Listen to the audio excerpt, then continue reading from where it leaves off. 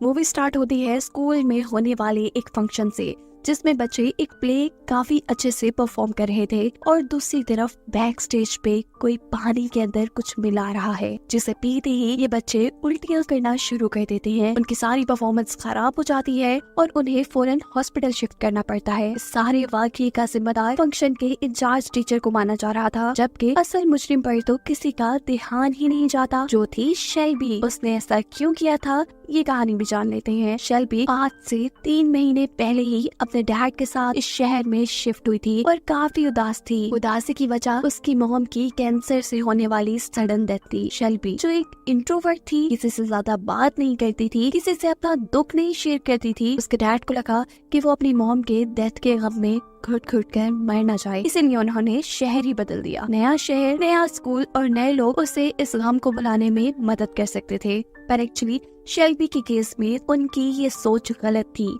वो कभी भी लोगों से घुल मिल नहीं पाती थी और इस नए स्कूल में भी जब शरारती बच्चे उसका मजाक उड़ाते हैं तो वो अपने आप को कंट्रोल नहीं कर पाती और जोर से अपनी बुक उठाकर लड़की को मार देती है, जिसके रिजल्ट में टीचर उसे क्लास से निकाल देते हैं। हालांकि वो ये जानते थे कि बेशक शेल्बी का रिएक्शन गलत था, पर गलती दूसरे ग्रुप की ही थी। इसीलिए वो शेल्बी को कुछ देर बाद अपने ऑफिस में बुलाकर समझाने लगते हैं कि अगर ऐसे लोगों की बातों को हमने सीरियस लेना शुरू कर दिया तो हमारी जिंदगी तो काफी मुश्किल में पड़ सकती है। तुम्हें इन सब चीजों को इग्नोर करना चाहिए। वो शेल्बी की मॉम की डेथ के बारे में भी जानते थे। प्रोफेसर कहते हैं कि मुश्किल वक्त सब पर आता है, पर मुश्किल वक्त का कॉन्फिडेंस और बहादुरी से सामना करना पड़ता है। शेल्बी भी सबका कॉन्फिडेंस से मुकाबला करना चाहती थी, पर उसकी ये सारी सोच तभी हवा में उड़ जाती है जब प्रोफेसर के ऑफिस से निकलने पर वो शरारती बच्चे दोबारा उसका पीछा करने लग जाते हैं। वो भागकर घर आ जाती है। मूड खराब होने की वजह से उसके डैड उसे चीयर अप करने की कोशिश कर रहे थे, उसकी बचपन की तस्वीरें दिखाते हुए, जिन्हें देखकर वो एम्बैरस हो चुकी थी और इस सब में उसने अपने डैड के साथ में बदतमीजी कर ली थी। उसकी प्रॉब्लम कोई नहीं समझ पाता था, क्योंकि वो खुद अपने लिए एक प्रॉब्लम थी। ना वो स्मार्ट थी और ना ही उसमें लोगों से मिलने का कॉन्फिडेंस था। वो इस नॉर्मल दुनिया में अपने आप को एडजस्ट ही नहीं कर पा रही थी। इतने सालों में उसके पास कोई एक दोस्त भी नहीं था। फारिग टाइम में वो एक YouTube शो देखती थी, एक डिसेबल लड़की का, जिसके काफी फॉलोअर्स थे। ये लोग उसे फॉलो इसलिए करते थे क्योंकि उनके अंदर भी कोई ना कोई डिसेबिलिटी यानी कमजोरी थी। कोई शेल्बी की तरह ही सोसाइटी में एडजस्ट होने में कमजोर था, कोई दिमागी तौर पर तो कोई माजूर था, और इस लड़की को देखकर उन्हें कॉन्फिडेंस मिलता था। शेल्बी को भी यही दुनिया, यही कम्युनिटी पसंद थी जहाँ कोई उसे जज नहीं करता था। एक दिन शेल्बी को इसी कम्युनिटी की एक लड़की मैसेज करती है और साथ ही शेल्बी को उसकी कॉल भी आ जाती है। वो हैरान थी कि कोई उसमें इतना इंटरेस्ट क्यों ले रहा है। खैर, वो कॉल पिक कर लेती है और स्क्रीन पर नजर आने वाले चेहरे को पहली बार वो देखकर डर सी गई थी। ऐसा अजीब चेहरा उसने पहले कभी नहीं देखा था। ये लड़की शेल्बी से बात करना चाहती थी, पर वो शेल्बी को अपना नाम नहीं बताती और कहती है कि मुझे बेस्टी कहकर पुकारना। शेल्बी को उससे बात करते हुए बिल्कुल हेजिटेशन नहीं हो रही थी, इसीलिए जल्द ही वो दोनों अच्छे दोस्त बन जाती है और शेल्बी अपना सारा वक्त इसी के साथ गुजारना शुरू कर देती है। बेस्टी शेल्बी का कॉन्फिडेंस बढ़ाने में बहुत मदद कर रही थी। शेल्बी उसके कहने पे एक नए लुक के साथ स्कूल जाती है, नया हेयर स्टाइल और थोड़ा सा ब्लंट मेकअप, जो उसका कॉन्फिडेंस बढ़ाने में उसकी मदद दे रहा था। यहाँ दोबारा जब शरारती ग्रुप उसे तंग करने की कोशिश करता है तो शेल्बी आज उन्हें अच्छा सबक सिखाती है। ऐसा करने के बाद उसे अंदर से खुशी महसूस हो रही थी, और क्योंकि ये सब बेस्टी की वजह से हो रहा था, इसीलिए बिना कुछ सोचे समझे अब शेल्बी ने बेस्टी की बातों को हुक्म की तरह मानना शुरू कर दिया था। बेस्टी शेल्बी से कहती है कि तुम्हें अपने डर को खत्म करना होगा, जिसके लिए मैं तुम्हें कुछ चैलेंजेस दूंगी। जैसे आज वो पहला चैलेंज उसे अपने डैड की कोई खास चीज चुराने को कहती है।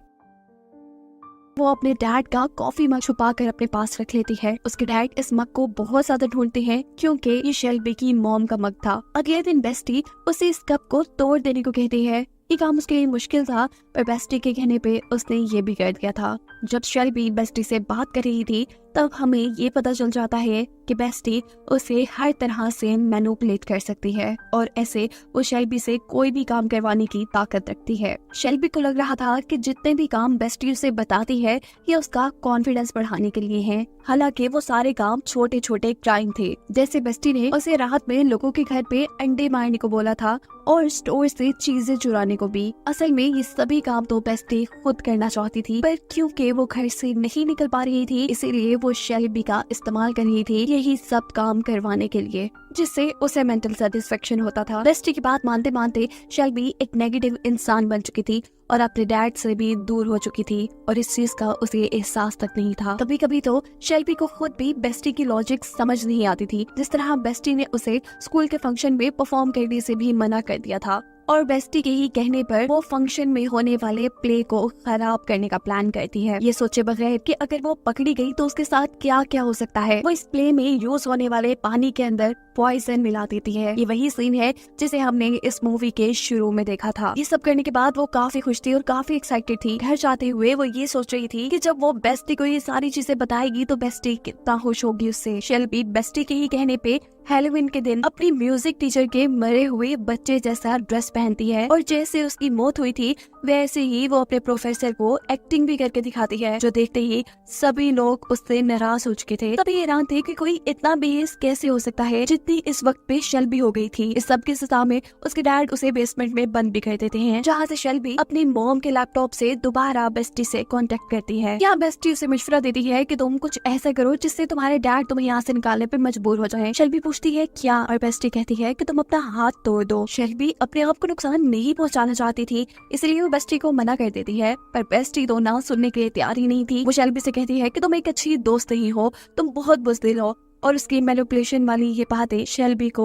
उसका हाथ तोड़ने पर मजबूर कर देती हैं। उसके ऐसा करने पे बाकी उसे बेसमेंट से निकाल दिया जाता है और हॉस्पिटल लेकर जाया जाता है, जहाँ जाकर उसे एहसास हुआ था कि बेस्टी बहुत ज्यादा टॉक्सिक थी और उसकी वो दोस्त नहीं थी, असल में वो दुश्मन थी और अपने मन चाहे काम शेल्बी से करवा रही थी। इन सारी चीजों का एहसास होने पे शेल्बी अपने पुराने काम छोड़कर दोबारा एक अच्छी जिंदगी शुरू करती है। उसे बेस्टी से सारे कॉन्टेक्ट खत्म कर दिए थे और उससे जितना हो सकता था वो अपनी गलतियों को सुधार भी रही थी। वो अपने डैड को उसकी मॉम का कप जोड़ के भी देती है, उनसे माफी मांगती है और फिर अपने म्यूजिक टीचर के पास जाती है जिसकी बेटी की मौत का शेल्बी ने मजाक बनाया था और अपने इस नए सफर में उसकी एक रिवर नामी लड़के से दोस्ती हो जाती है जो तकरीबन उसी जैसा इंट्रोवर्ट था, यानी ज्यादा लोगों से बातें नहीं करता था। और जब शेल्बी को ये बात पता चलती है कि रिवर भी उसकी फेवरेट यूट्यूबर का फैन है तो उसे और भी खुशी हुई थी ये जानकर कि उनके इंटरेस्ट भी सेम है। खैर अब शेल्बी घर जाने वाली थी जब उसे मैसेज आता है कि तुमने जो स्कूल फंक्शन में किया वो मैं जानता हूँ और अगर तुम जेल नहीं जाना चाहती तो तुम मुझसे आकर मिलो। ये मैसेज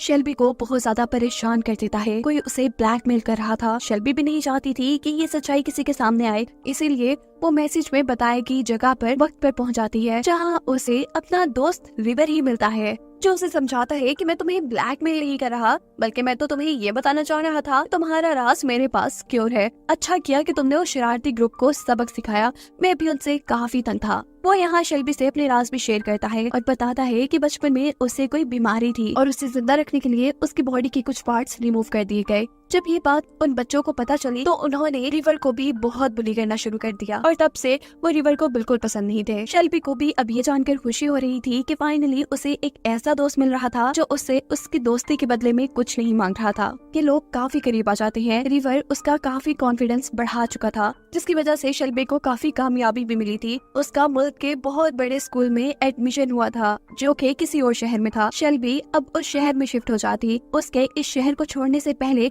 रिवर उसके लिए एक सरप्राइज प्लान करता है और उसे लेकर शहर से दूर एक नदी के पास ले आता है। घर के अंदर जाने पे शेल्बी को ये घर और भी ज्यादा डरावना लग रहा था। उसे लग रहा था कि यहाँ कोई रहता है, पर रिवर कहता है नहीं ऐसा नहीं है। वो अब सामने एक दीवार दिखती है जो उसे कुछ जानी पहचानी लग रही थी। सोचते पे उसे याद आता है कि ये वही बैकग्राउंड है जो बेस्टी की वीडियो कॉल में नजर आया करता था। उसकी सिक्स सेंस उसे ये बता रही थी कि अब उसके साथ बहुत कुछ गलत होने वाला है। वो यहाँ से भागना चाहती थी, लेकिन इससे पहले ऐसा कुछ करती उसे सीढ़ियों से अपनी तरफ कोई आता दिखाई देता है और इसे देखकर शेल्बी बहुत ज्यादा डर जाती है। वो जोर जोर से चिल्लाने लगी थी। वो भागकर रिवर के पास जाती है। उसे लग रहा था कि रिवर उसे बचा लेगा, पर यहाँ रिवर उसे पकड़कर मार देता है और हमें सबसे बड़ा सच ये पता चलता है कि रिवर को शेल्बी में कोई इंटरेस्ट नहीं था। उसने शेल्बी से दोस्ती करने से लेकर उसे मारने तक के सारे काम बेस्टी के कहने पे किए थे, क्योंकि बेस्टी उसकी भी दोस्त थी। अब बात कर लेते हैं बेस्टी की। तो बेस्टी को एक साइकोलॉजिकल इशू था।